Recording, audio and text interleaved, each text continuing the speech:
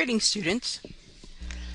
I heard in the discussion forum that there were some concerns about finding information, so I've worked hard to reorganize some things and try to clarify some assignments for you. I hope that you'll find it's a little bit easier to follow now.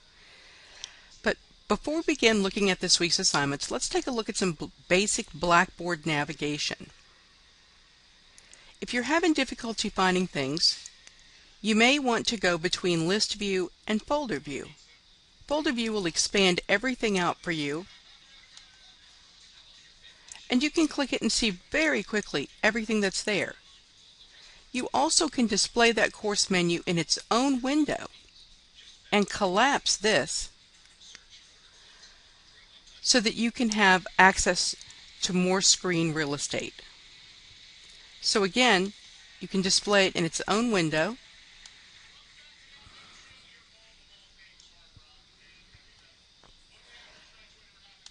Collapse that, and then just put this right over here.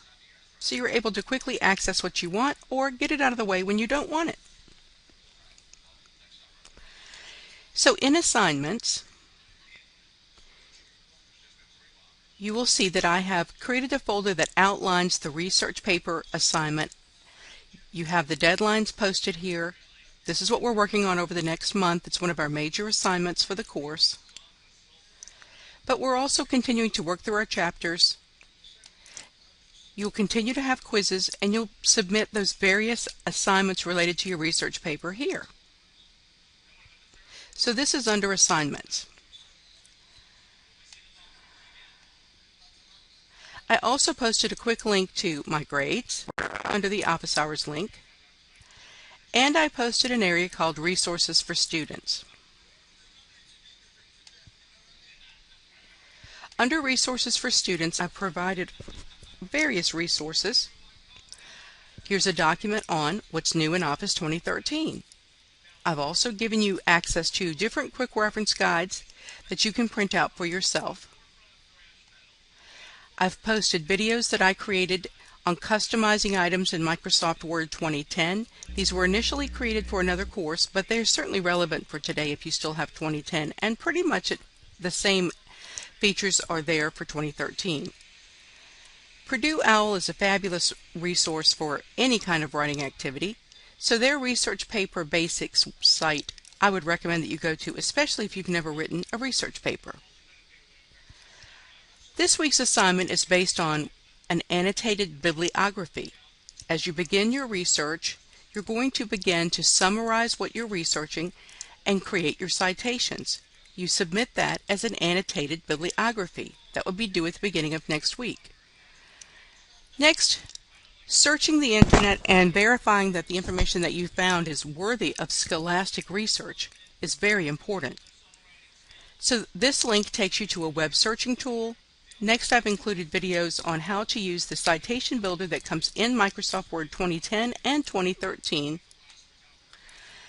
And last but not least, I've included miscellaneous tips with a link to the archive.org website.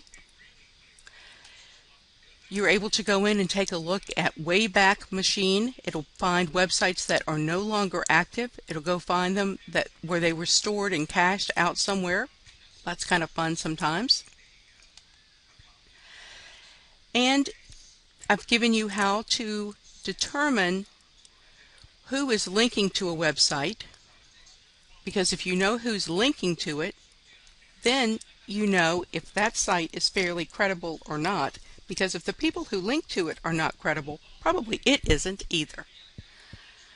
And if you want to search for specific domains, I've given you some tips on that. And last but not least, the EasyBib citation machine. If you're having trouble developing your citations, please use the EasyBib citation machine, but always remember that you want to rely on the final MLA APA most current style guide, just to be sure.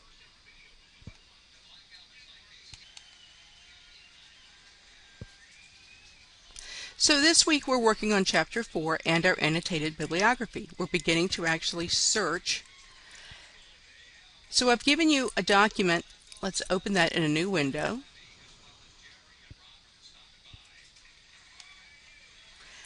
This document shows you links to all kinds of sites that you may not have considered going to before as you begin your research.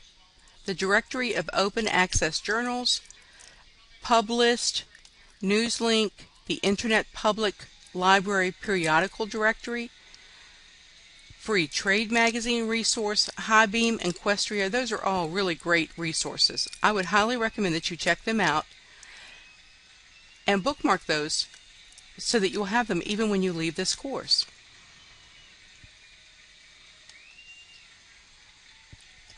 Next, I've provided the slides for Chapter 4 that kind of give you the review of what's important. Purdue Online Writing Lab has a great site on evaluating sources. I've given you another resource called the Resource Evaluation Checklist. Let's open that up in another window. As you're doing your research, you may just want to write this in here. This may be a great way for you to provide your summary, and it'll be a good checklist for you to make sure that what you're including in your research should be included. Cornell University has some great reinforcement information. Nothing new, just saying the same thing that your book and all the other evaluation checklists are saying, but sometimes it's nice just to read it in a different format. And last but not least, I want you to review the Using the Invisible Web document that I've provided. I've got some links here, and they're going to help you search the deep web. If we take a look at Wikipedia, it has a good page and good information on what is the deep web, also called the invisible web. If you watch the Atomic Learning videos, as you should have, this will not be new for you. This will just be reinforcing what you've already heard about. Now you're going to have some resources to help you actually search that. Also, there are some visual search tools if you're more of a visual learner. So in Blackboard, you now have everything that you need to get started with your annotated bibliography. I'm going to be creating a video that's going to teach you about searching using Google Scholar, using the online library resources provided by Rappahannock Community College, and then we're going to be working on taking the business letter that you created last week. We're going to open it in Microsoft Word, either version 2010 or 2013. We're going to learn some features for editing it and enhancing it using Word, saving it, and then uploading it back to Google Drive and sharing it once again. Lots of fun to be had. Be sure to read Chapter 4 and then to watch the video on searching and get started with your research. Don't forget that office hours with Mr. Kukta are on Wednesday night, and that you can call me any day of the week. I'm at the Warsaw campus. This week I'll be there Monday, Thursday, and Friday because I'll be teaching class Tuesday and Wednesday, but I'll have meetings in Richmond in between. Please don't hesitate to let us know if you're having any trouble. Your success is always our first goal. Have a great week.